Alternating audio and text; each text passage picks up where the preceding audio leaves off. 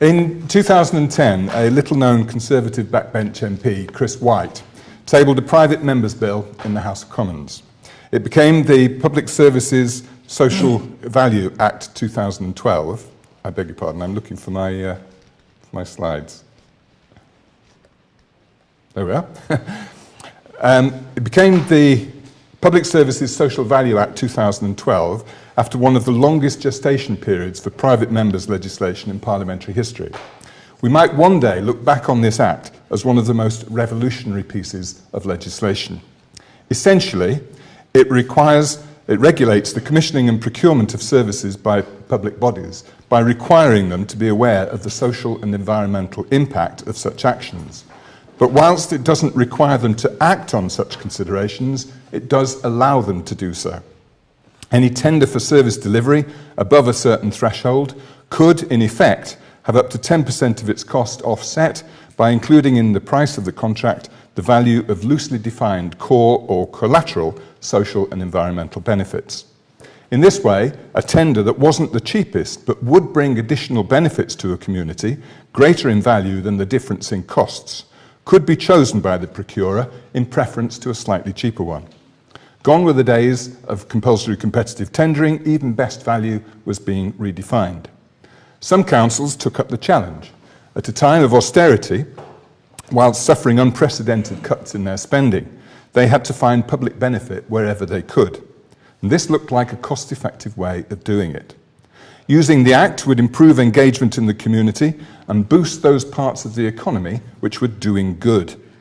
A social value calculation might include the creation of apprenticeships, boosting employee volunteering, reducing carbon footprint, or employing ex-offenders. Each measure, each element could be given a monetary value, enabling its owner's case to be compared against other tenders. Social enterprises in particular were delighted. Where their purpose matched the one driving a tender, then it was clear new commercial opportunities were emerging for them. And so they were, but not across the board. The take-up of the Act amongst local authorities was neither immediate nor universal. Most councils, the smaller ones, were unlikely to put out to tender many contracts that exceeded the threshold, so the Act passed them by. But larger authorities routinely did, and some of them realised that the Act could open many doors. Birmingham and Croydon were amongst the pioneers. Manchester is now a leader too.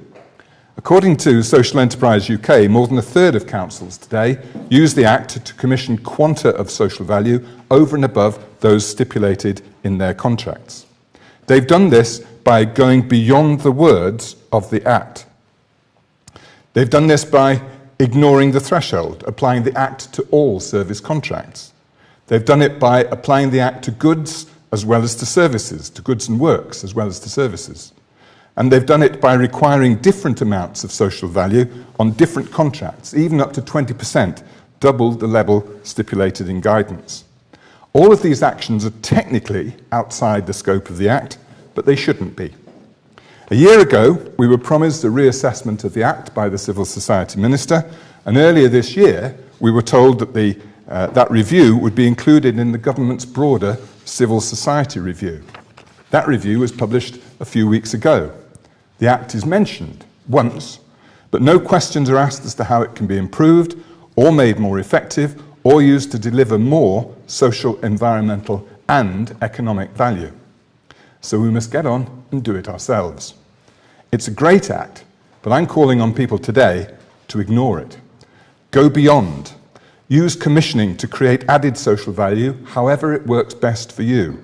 If you're tendering, use social value to distinguish your organisation from others. Make social value mainstream. Speaking to the Social Value Summit 4 weeks ago, David Gigg of the Office of Government Commerce conceded that central government had been very slow to appreciate the Act's benefits. It applies to central government as well as local government, but had come under pressure to do so, not just from other public sector procurers, but from the private sector too. Effectively, companies that were delivering outsourced services to government were saying, look, we've changed our ways to deliver benefits to society through adopting a social value approach when we work with local authorities. It works for them, it works for us, why don't you do the same? This is certainly the view of Interserve. They see benefits from adopting a social value approach for the company by winning local government contracts, reviewing their own internal procedures, and boosting employee and customer engagement. And so they apply Social Value Act criteria to their own supply chain too, making their company ready and able to demonstrate social value in any context in which they work. Over the last 18 months, says David Gigg, central government has taken the Act to heart, especially in the NHS, which, because of its size and purpose, has missed out most from failing to generate social value through its procurement policies. Meanwhile, Cordant, which is a 900 million turnover outsourcing and recruitment company, has taken this approach even further. Last autumn, Cordant took the unusual step of changing from a private company to a social enterprise, slashing the pay of its senior managers, capping its dividend payments, redefining its purpose, turning itself into an agent of social value, which happens to provide services to government and other customers. And the computer giant Fujitsu, an active member of business in the community, has written to its 1,600 suppliers, mostly UK-based SMEs, with a challenge. If they want to continue supplying the company, they must demonstrate that they're creating value in their communities.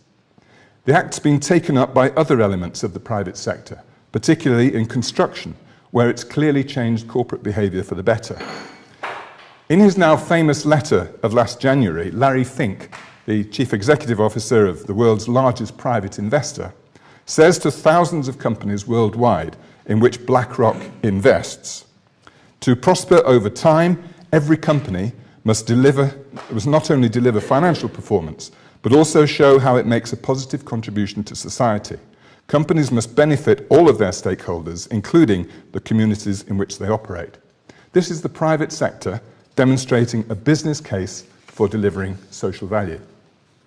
Perhaps this is digressing from the theme of the morning, but only slightly. And there's more about this, as Michael kindly said, in my new book, The Company Citizen. But let's return to the challenge of that 10%, or whatever figure you choose to use. We know what 10% of monetary value looks like, but what does 10% of social value look like? How does a reduction in carbon footprint compare to the number of apprenticeships created? What does the phrase, "our company gave 1,000 volunteer hours to the community," actually mean? What difference has it made? Last year, Cliff Pryor of Big Society Capital told a conference that there were more people measuring social value than delivering it. Hyperbole, perhaps, but I've been told by a master's student that she's identified 1,100 ways of measuring social value. Fortunately, someone's trying to rationalise this.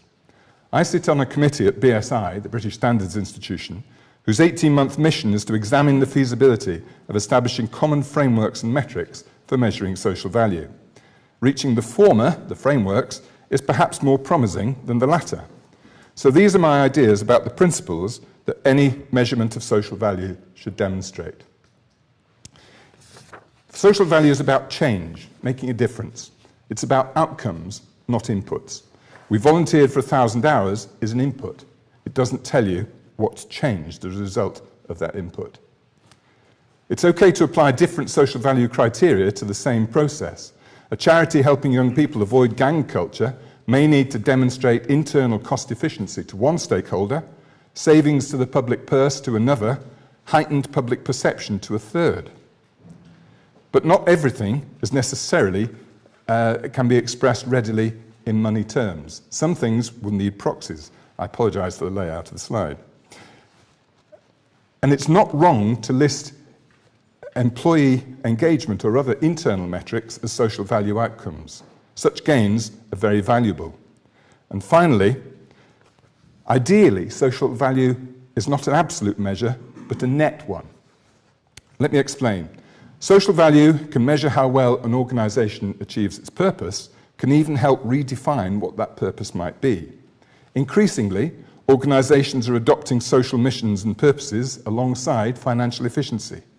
Yet we have a habit of ignoring the externalities, especially negative externalities, negative social value.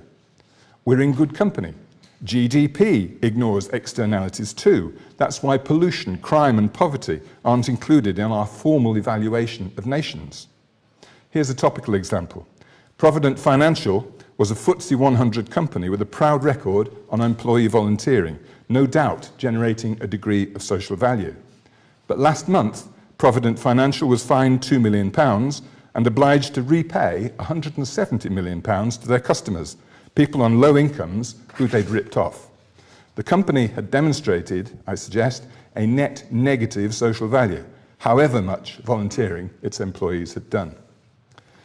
So, measuring social value is both increasingly necessary, but also very challenging. And I've no doubt that generating social value will become part of the purpose of many mainstream private sector companies alongside the public sector, which of course actually exists to deliver social value, as does the growing social economy. Perhaps Chris White, like me, no longer an MP, did not realise what a potent force he was unleashing when he rose to his feet that Friday morning to propose the second reading of his bill. But it was good, and thank goodness that he did. Thank you.